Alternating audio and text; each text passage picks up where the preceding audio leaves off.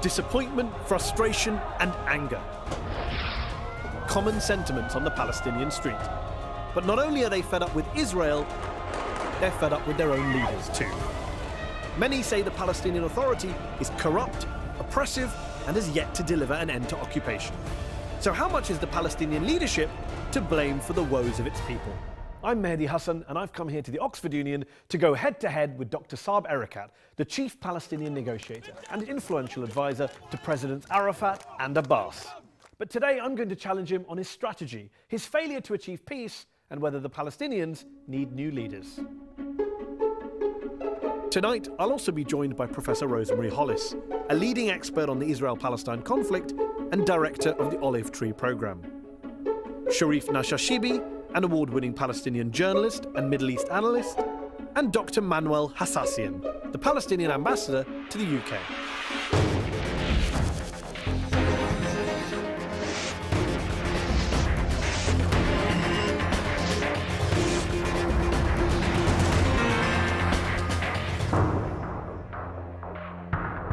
Ladies and gentlemen, our guest tonight, Dr. Saeb Erekat.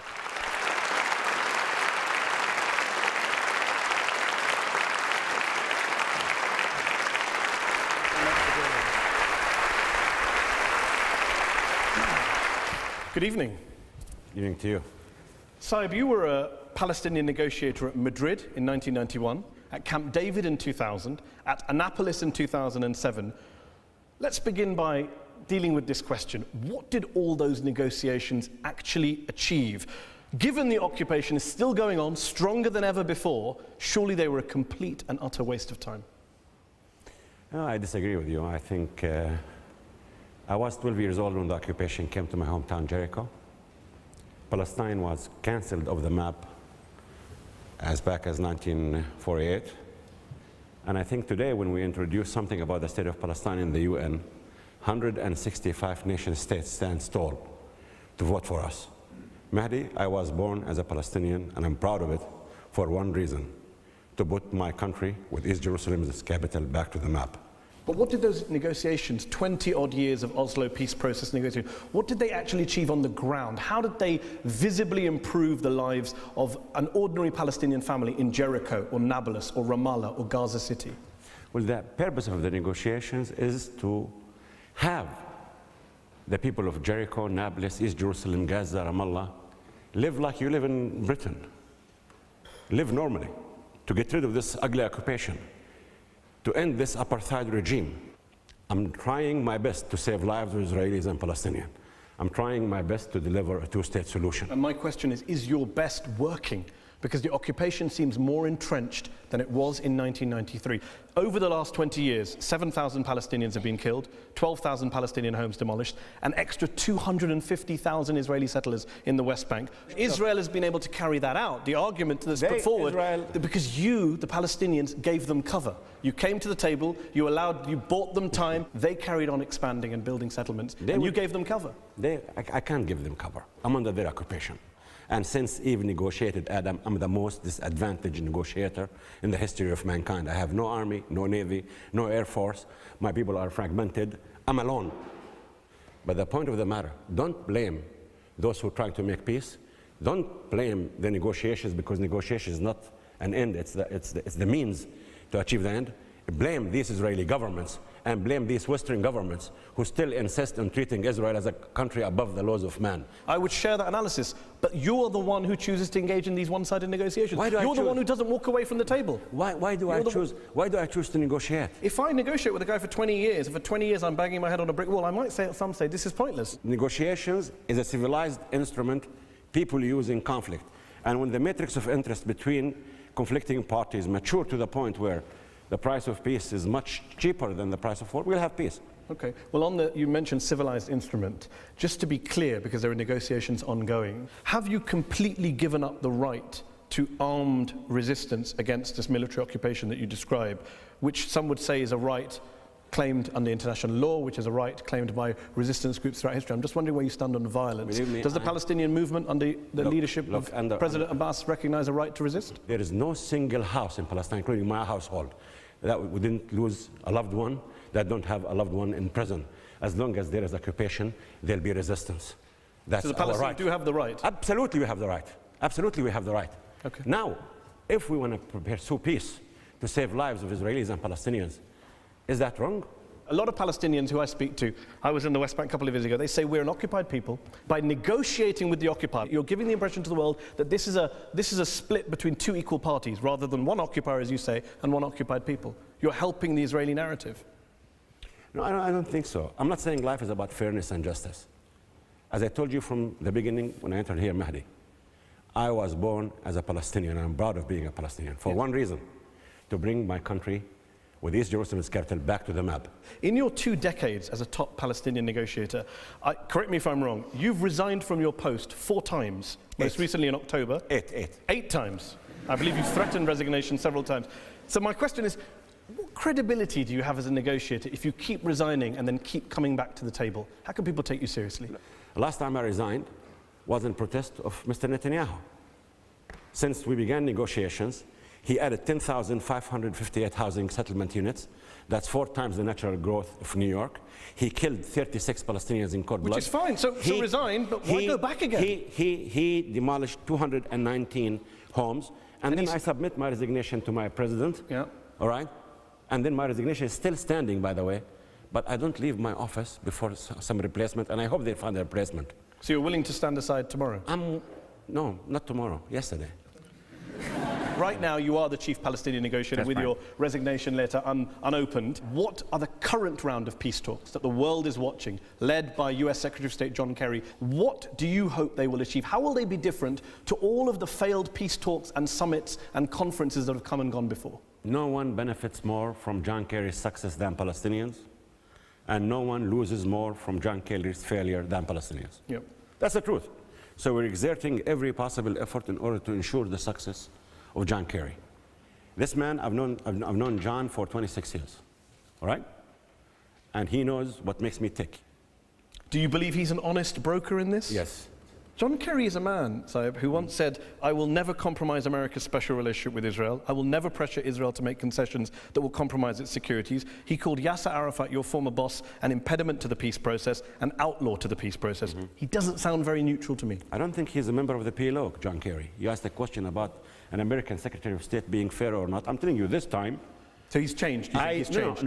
He's telling the world. I entered negotiations with him on the basis of a letter given to me on July 29th in his office in Washington, saying that the basis of these negotiations, 2 states on the 1967 lines, all core issues, Jerusalem border settlement, refugees, will be negotiated without exceptions, no interim solutions, no interim agreements, and that's what he said. And how much time are you giving him?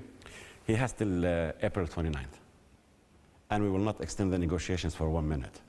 Quite a few Palestinians are worried that you're going to give up the right of return, as it's known, as enshrined in international law. The so-called Palestine Papers, the leaked collection of confidential documents about the peace process in 2011, suggested you and Mahmoud Abbas had signed up to Israel accepting only around 10,000 Palestinian refugees over 10 years out of a total Palestinian refugee population estimated at somewhere around 5 million.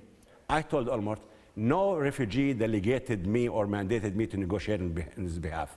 Number one, this refugee did not become a refugee because of a tsunami or volcano or an earthquake. This became as a result of the creation of Israel. Israel should bear the moral and legal responsibility. Secondly, you set an international mechanism, and this international mechanism go to every single refugee and ask them the choices. So the 10,000, just to get the 10,000 is a made-up number. No, the 10,000, hear me, please, employ your hearing skills, Mehdi. You employ your speaking skills and then we'll get an answer. I'm trying my best to tell you that the answer I gave him, no refugee mandated me. This is the free choice of every single refugee. Number one, the right to return to Palestine with compensation, return to Israel with compensation, remaining where he is with compensation. And this is how you end claims. Because if I were an Israeli negotiator, Mehdi, I'll demand 2 things from Palestinians. End of conflict, end of claims. How can I end claims without this refugee practicing his choice? Let's stick with the current Israeli Prime Minister, Benjamin Netanyahu, in his offers. He has said that there can be no peace deal, John Kerry or otherwise, unless the Palestinians sign up to recognizing Israel as a Jewish state. Are you willing to do that as part of these peace I talks? will never recognize Israel as a Jewish state. Why not? Because I have recognized the state of Israel's right to exist in exchange of mutual recognition in 1993. and nations register their name at the UN, the name of Israel, State of Israel. Now, you know why they want me to recognize this Jewish state? I am the son of the Natofians, who built my hometown Jericho 10,000 years ago. I'm the son of the Arab Canaanites, who were there 6,000 years before Yeshua ben Nun came and built my hometown Jericho. What the Israelis want me to do when I recognize Israel as a Jewish state, they want me to change my narrative, my history, my religion. And you won't do it? I will not do it. But if your friend John Kerry says you have to do it as part of this deal? No force on earth will make me change my narrative. Is it, and are you saying that as Saeb Erekat? Or are you saying that as the chief Palestinian negotiator? I'm saying that on behalf of 11 million Palestinians. Okay, so I'm their chief negotiator. So let me deploy my speaking skills and ask you a very clear question, and you can answer it very clearly for everyone here. Is it a deal breaker? If the deal is that you have to recognize Israel as a Jewish state, you will say no, see you later. Bring on April 29th. Number one, you're right. I cannot accept Israel as a Jewish state. Number two, I cannot accept any document without East Jerusalem being the capital of Palestine. It's meaningless for Palestine to emerge as a state without East Jerusalem being a capital of Palestine. And what I mean by East Jerusalem is the Holy Aqsa Mosque and the Holy Sepulchre and the Old City and the 6 square kilometers that existed in 1967. I cannot accept any formula for refugees other than the free choice of every single refugee making the choice. I want to end conflict. I want to end claims. And then you said, 20 years Palestinians have been negotiating, Israelis doing settlements and so on. Had we accepted what you're trying to promote, what people are saying about us, why would Arafat have been sieged and killed under siege? Why are they calling us non-partners? Do you believe why this smear campaign? Yes, I believe Yasser Arafat was killed. You're saving me questions as well. Brilliant. Yeah. So you believe Yasser Arafat was killed by Israel? To be honest with you, Yasser Arafat was sieged by Israel. The Prime Minister of Israel, Sharon, said we must get rid of Arafat. The Defense Minister of Israel, Mufaz, said we must get rid of Arafat. A person in my position should not jump to conclusions without evidence. I don't have evidence, but my heart knows it, that Yasser Arafat was sieged and killed by Israel. So your heart says Israelis killed my president. Your head says I'm going to negotiate with them in good faith. I'm going to negotiate with them in good faith because I want to save the lives of my children and grandchildren. Do you worry about your own life then? I think we are all in danger. Abu Mazen is in danger. He's being threatened today. There are ministers in the Israeli cabinet who are saying we must get rid of Abu Mazen. Abu Mazen, Mahmoud Abbas, for those of our viewers who aren't familiar with the other name, he's in the 10th year of a 4-year presidential term. Yes. His presidency expired in 2009. Yes. No, they didn't expire. The term came to an end. No. Technically speaking, you may argue this. Actually speaking. But in, in our basic law, it says the president will be elected for 4 years, and he will continue to be the president till he shakes hands with the new elected president. Who is himself? Abu Mazen wanted elections to happen, and believe me, he's the one who's not glued to a seat. Sharif Nashashibi is a Palestinian journalist based here in the UK. He's also an analyst of Arab and media affairs. You've been listening to Saeb Erekat speak about the past 20 years and the current negotiations. He says there's no alternative. People are unfairly criticizing him. What's your take on this? Well, it's interesting he brings up holding Israel to account and international mechanisms. Almost a year and a half ago, we upgraded our status at the UN.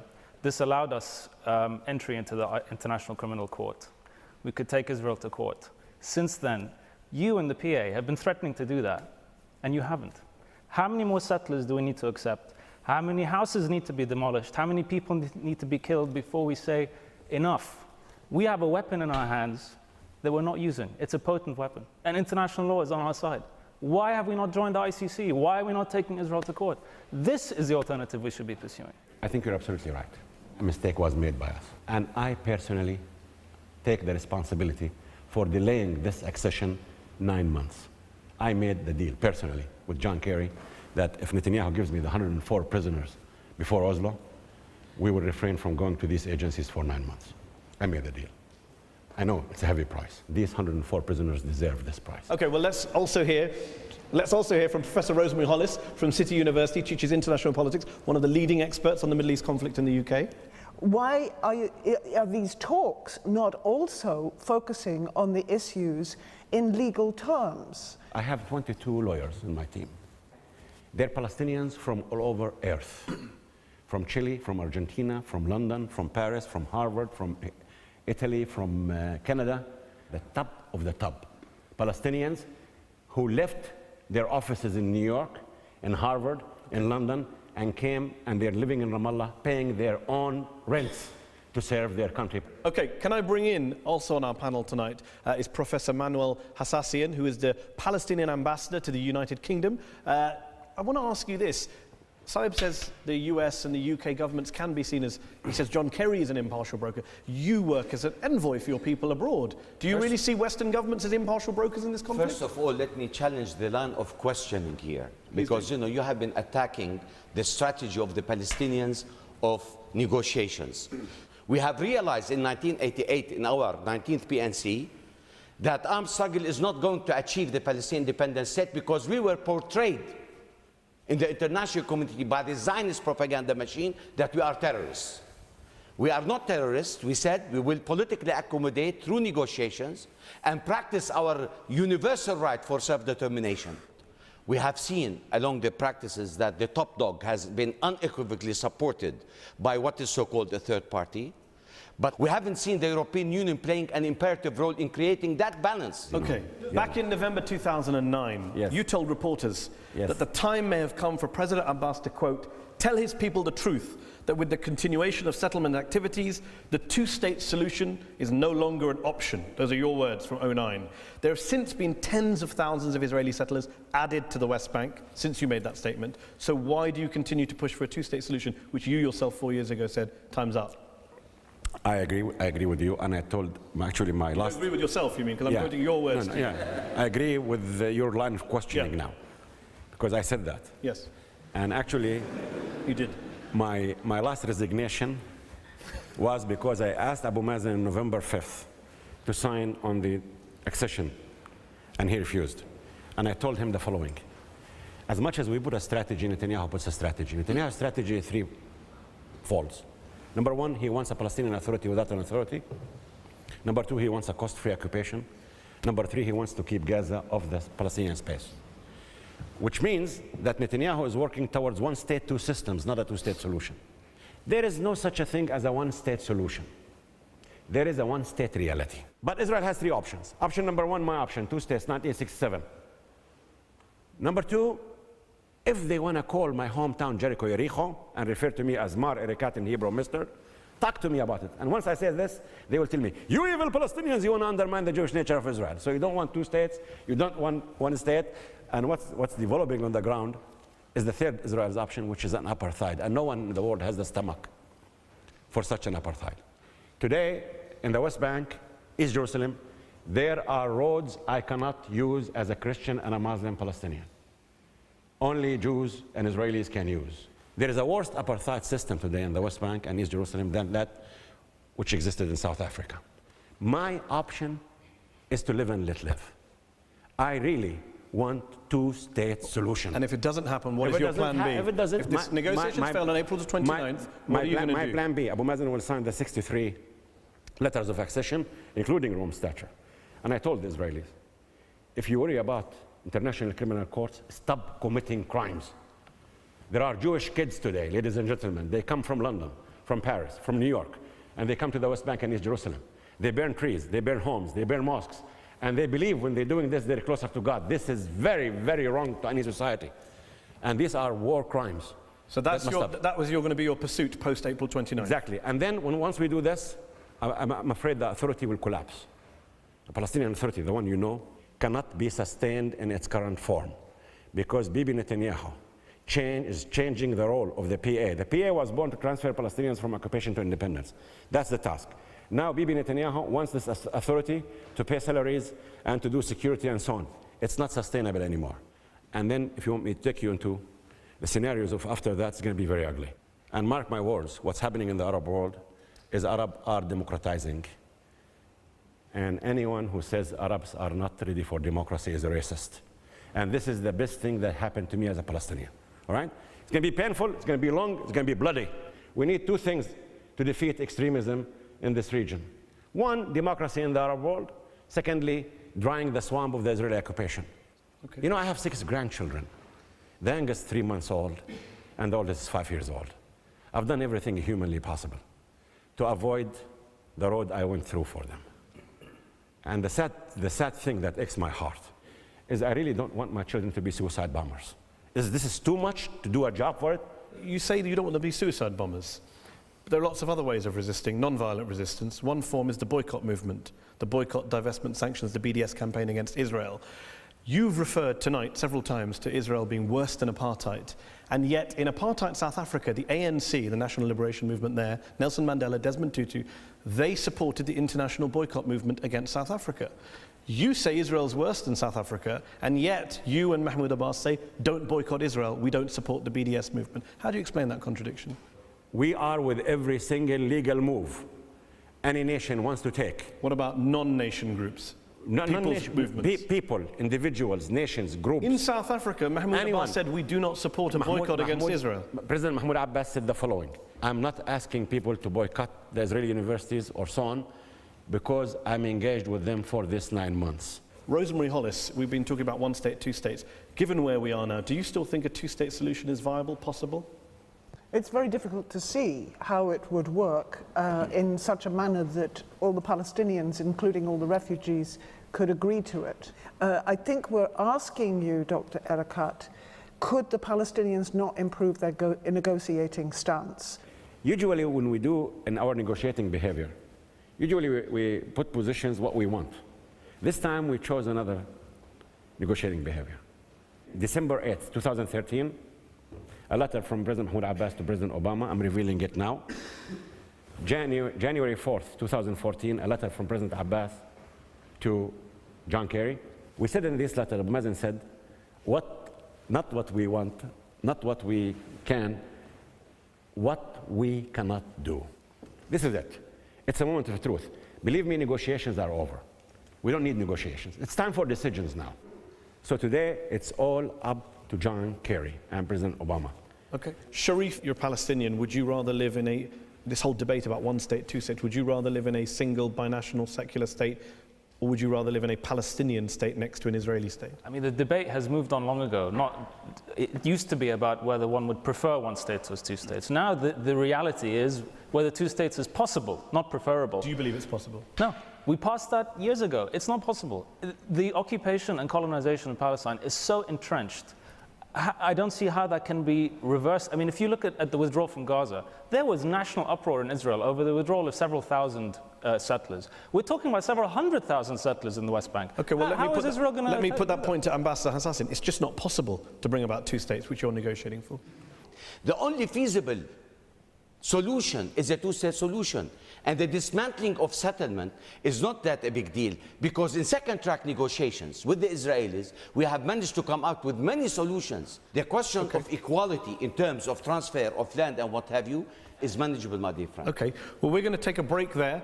We've been talking about the peace process and negotiations with Saeb Erekat. In part two, we're going to talk about what's going on in the occupied territories with the Palestinian Authority. Accusations of corruption and human rights abuses have been made. And we're also going to hear more from our very loquacious guest and from our very patient audience here in the Oxford Union. Join us for part two of Head to Head.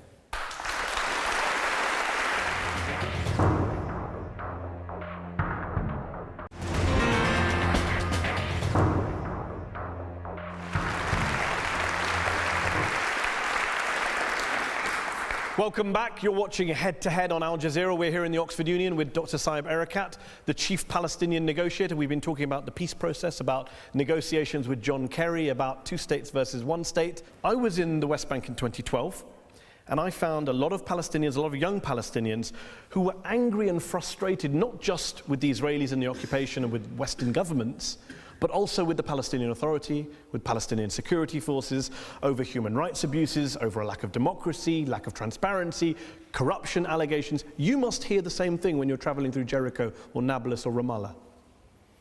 Well, actually, I have almost 3 demonstrations against me personally every week.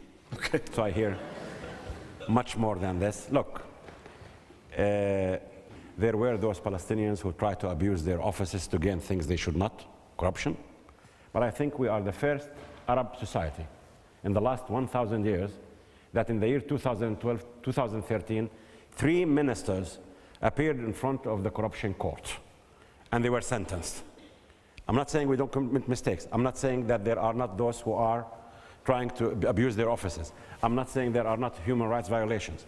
I'm not saying there are not mistakes we were committing, but with these mistakes happening, we are doing everything humanly possible to try not to repeat these mistakes, to learn from them.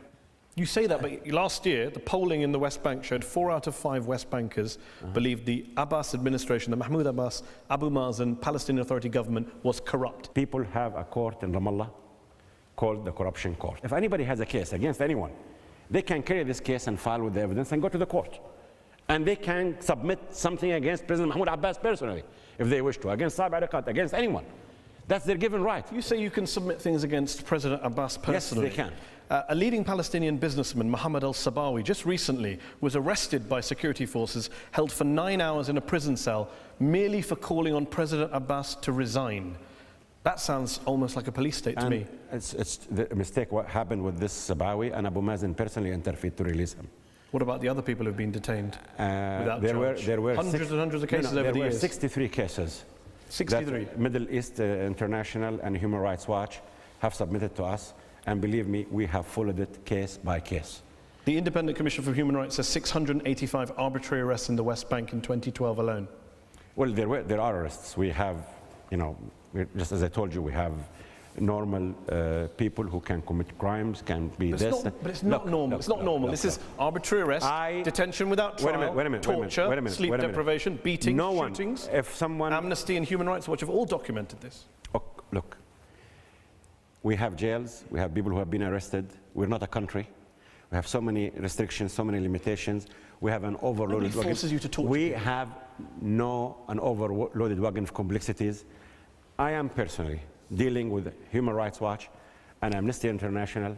You mentioned Amnesty. Sanjeev Berry, who works for Amnesty International in the United States, he says when Palestinians in the occupied Palestinian territories engage in peaceful protest, they can face brutal crackdowns from Palestinian security forces. It is time for the US to stop looking the other way while Palestinian protesters are beaten and shot. I think beating demonstrators is a mistake. Yes, More than a I'm mistake. admitting it. When you torture people, it's more than a mistake. It's shameful. Okay, well, on the issue of shamefulness, when I was in Ramallah, I drove past a building which I was told was the Palestinian Presidential Palace. Cost several $1 million. It was grossly, obscenely big. I'm wondering, why does the president of an occupied people need to live in a palace? It's not built for him, it's for our guests. Which guests? We have foreign dignitaries that come to visit Palestine. So you think it's justified spending several $1 million on a Abu presidential Mazen, palace? Mahmoud Abbas lives in an apartment in Ramallah. I, Saeb Erekat, live in the home I was born in Jericho. All right? And what you call the presidential palace is a guest house. We have parliamentarians from all over earth. We have NGOs coming to visit us and so on. So where are you going to keep putting them? In the moving big at $300 a night? We can't afford it. That's why we built this guest house. And please come and visit it. And if you come, I will have you stay there. We did.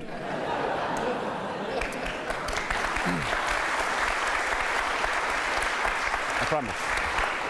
I did come to Ramallah, and when the Al Jazeera camera crew went to film the palace, they were threatened with arrest.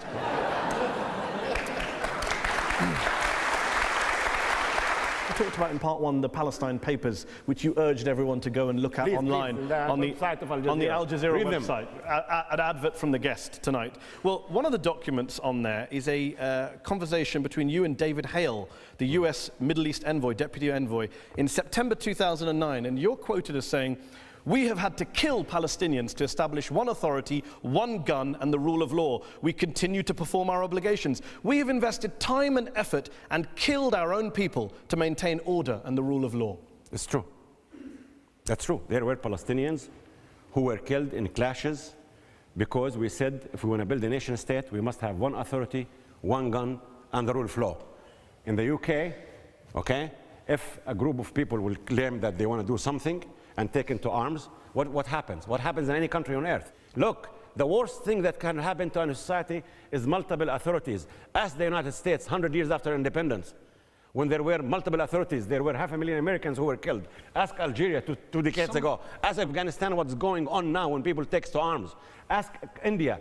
When nation states get the disease of multiple authorities, you have disasters, and we will not tolerate this. You say that's the worst thing that could happen. Some Palestinians say the worst thing that could happen is that the Palestinian Authority and the PLO was set up to stand up to the Israelis and protect the Palestinians, but instead what we've seen is protecting the Israelis and standing up to the Palestinians. Sharif Nashashibi, you're a Palestinian journalist based in the UK.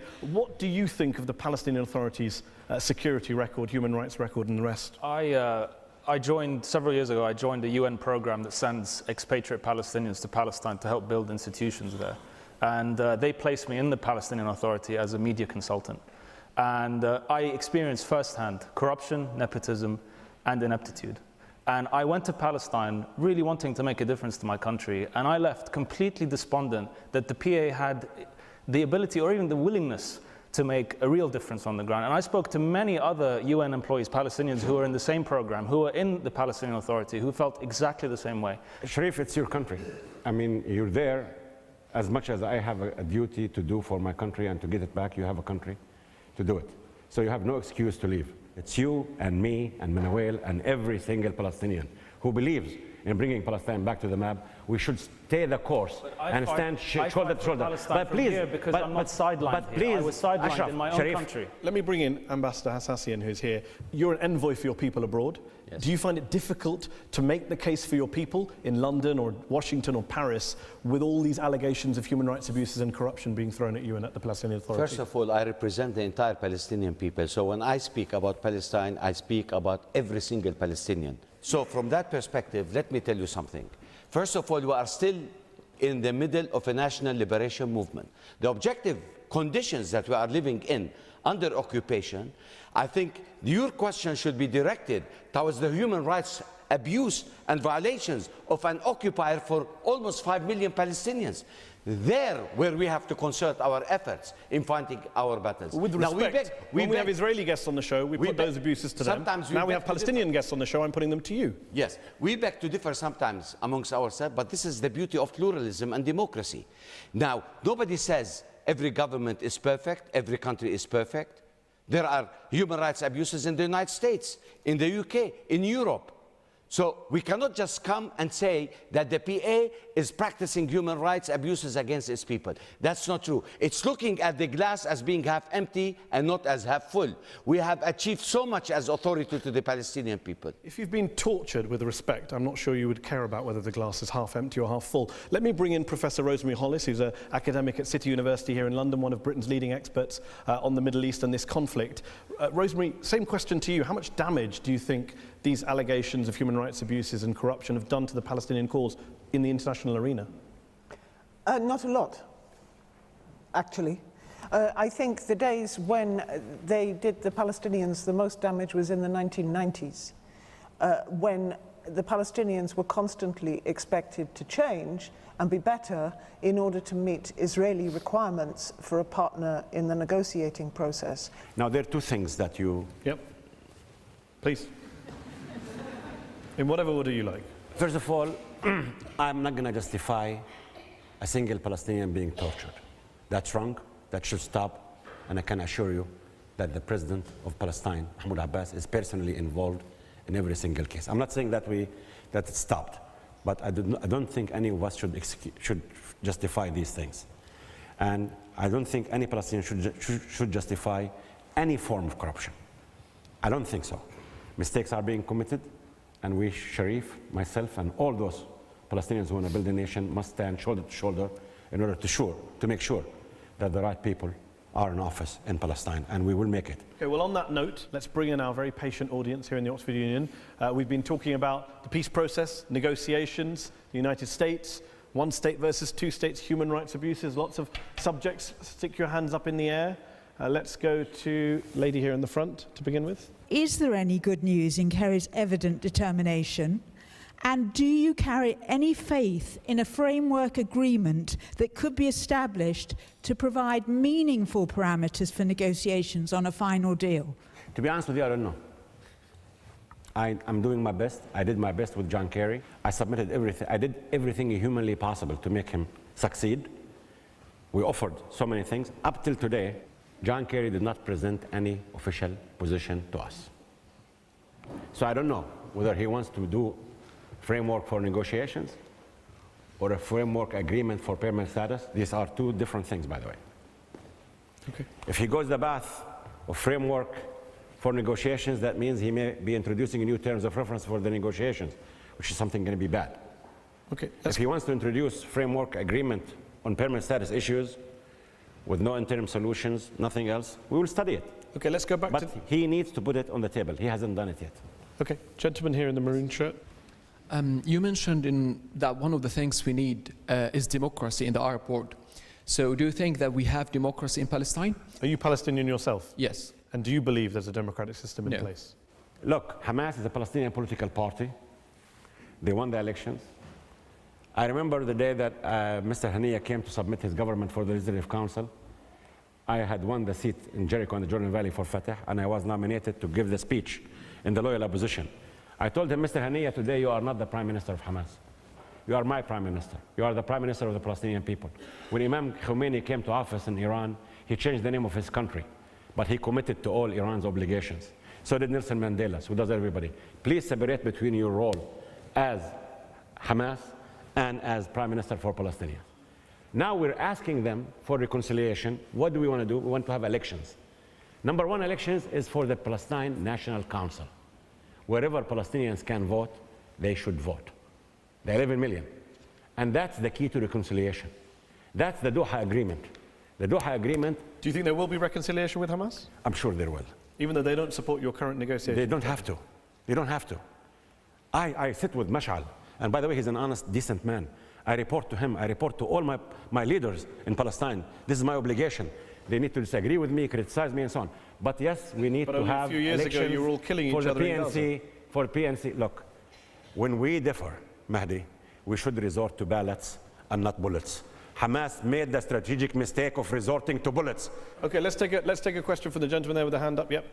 Could you explain to us how the continued arrest and detention and harassment of Hamas members in the West Bank advances the cause of national reconciliation? Look, we have a problem. We have a serious problem in this split. And people are not arrested because they are Hamas. Palestinians are being arrested in the West Bank simply because they either smuggle guns or launder money or so on. But we don't go and arrest Hamas because they are Hamas. As a matter of fact, we want to have reconciliation with Hamas. Hamas is a Palestinian party like Fatah, and Fatah and Hamas were established to put Palestine back to the map. Palestine and Jerusalem is much more important than Fatah and Hamas. That is the truth. And we need Hamas. Okay, let's go, gentleman here in the white shirt, second row. Thank you. Dr. Erickett, I think you're right to give negotiations and the two-state solution a last chance with Kerry. The alternatives to that are worse. My question to you is, the criticism is that the Palestinians have never missed an opportunity to miss an opportunity. If this is the last opportunity, can you come forward this time for a proposal? How can you ensure that if this is the last chance for the two-state solution, that we get it in this process? We are exerting every possible effort in order to ensure Kerry's success. We want him to succeed. We want the two-state solution. But if the Israeli government and Mr. Netanyahu insists on dictation, on fait accompli policies, on settlements and so on, he's destroying the two-state solution. And you know what? I'm not a racist. Okay. I'm not against Jews. I'm not against Christians, Muslims being equal votes, one state. But once I say this, you know, many Israelis get angry. They think that we don't want a two-state solution. So if I offer you recognition, and I'm yet to hear a single Israeli official from this government to tell me that they recognize the state of Palestine right to exist in peace and security in 1967. I'm waiting to hear an Israeli official saying East Jerusalem is the capital of Palestine. Okay, gentleman here. I'm waiting for an Israeli to stand up and apologize for refugees. Okay, let's take another question from the audience. Gentleman in the front row, wait for the mic to come for you in the jumper. Dr. Ariqat, we Palestinians are justice and peace seekers. And despite the fact the Palestinian leadership, led by President Mahmoud Abbas, has been very flexible and agreed to resume the talks with Israel in spite of continuing settlement expansion policy. But recently, Israeli officials say we have no peace partner. Is that because the Palestinian leadership refused to concede the Palestinian national rights? If Mother Teresa were to become the president of Palestinians, Montesquieu to become the speaker of the Palestinian parliament, and Thomas Jefferson to become the prime minister of Palestine, the three of them, imagine, one cabinet, and they were to say a Palestinian state in 1967 East Jerusalem is its capital, right of refugees in accordance with 194. Israeli officials will say, these are non-partners. We don't have a partner. They are related to bin Laden. So that's the truth. Okay, right? On that note, let's take some more questions. Gentleman with the beard and the glasses, on the third row. Dr. Arakat, I'm looking at that through Israeli eyes, and I ask myself, why should we stop? We can continue pushing you, we can continue building settlements, you won't do anything. We can retain the army in the Jordan Valley, you won't do anything. Will the PLO continue choosing survival over strategy, or are we going to see something we haven't seen before on April 29th? Thank you. The PLO stands for bringing Palestine back to the map, with East Jerusalem's capital. Today, you tell me what did I gain? Today, 165 nations in the last resolutions of the UN voted for me. Now we have the power to make accession to 63 organizations, and once again, we have every single right. While you're signing signatures, settlement growth continues, as you yourself say. But these are war crimes. But you're not stopping them. They will stop, and we will stop them. Okay, let's take another. I want a lady from the audience, please. Lady in the third row. I'm a Palestinian myself, and I want to ask you a very personal question. As a Palestinian who experienced the Israeli soldiers occupying my house, I lost a friend, and my house has been affected seriously now by the wall. I can understand how hard it is for you as a Palestinian negotiator, and your position must be very hard. But my question, are you able to negotiate without allowing your feelings and emotions to impact your judgment in taking decisions? You touch my heart. You know, it's...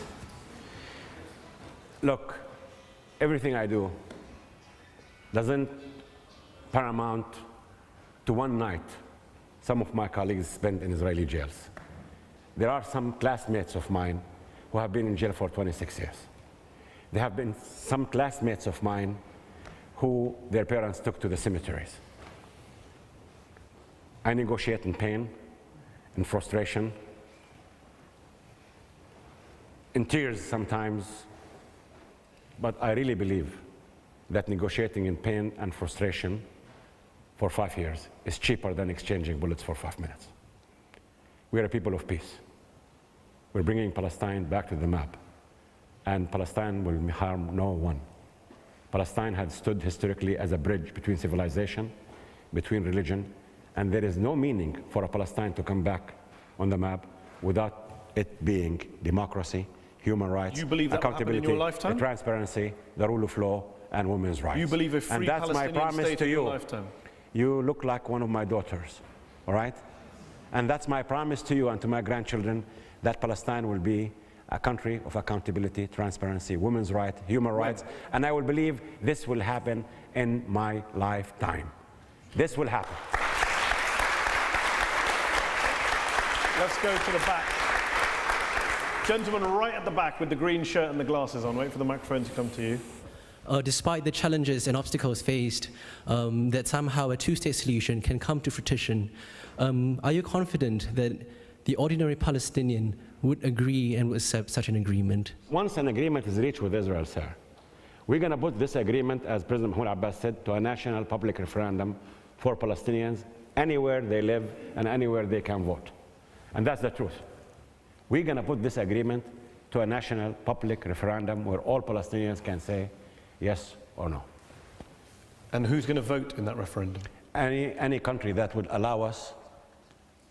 We're scattered in the 5 continents now. So all Palestinians will vote on a peace deal? All Palestinians have the right to vote for this peace deal. And as I told you, me living in Jericho, or you living in Jerusalem, or somebody living in Gaza or in Scandinavia makes you no difference. Okay, let's try and get a couple more questions. Gentleman here with the jacket on. Let's wait for the microphone to come to you. Had a figure like Nelson Mandela been head of the PLO, do you think by now the occupation would have ended and Palestinians and Israelis might have reached peace?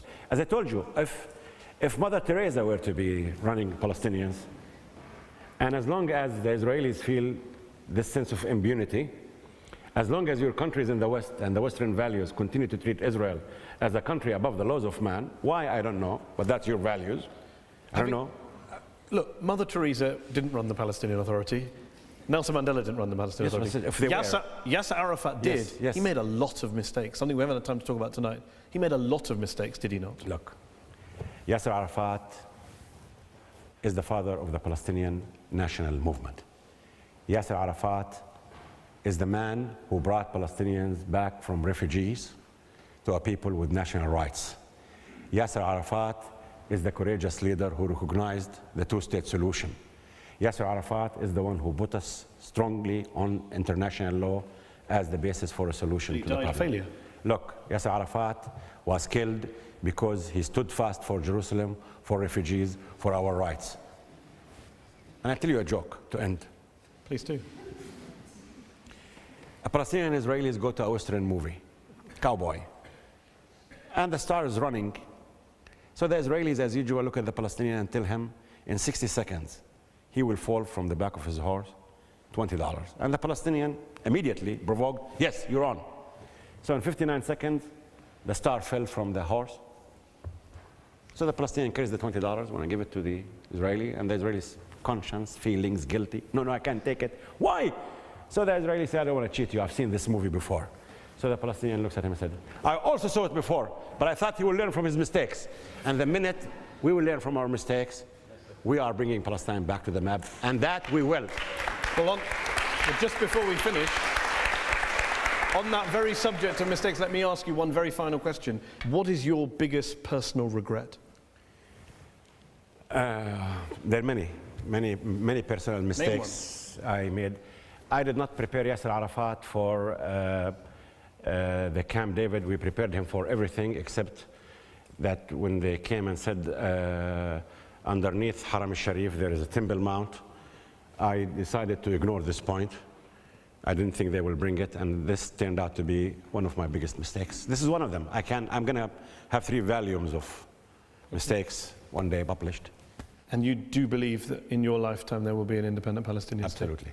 This is a fact. Palestine is coming back to the map. Well, on that note, we're going to leave it there. Thank you very much, Saeb Erekat, for joining us tonight. Next week, I'll be asking very similar questions to one of Dr. Erekat's former Israeli negotiating partners, the ex-Israeli Foreign Minister Shlomo Ben Ami. So join us for Head to Head next week on Al Jazeera. Good night.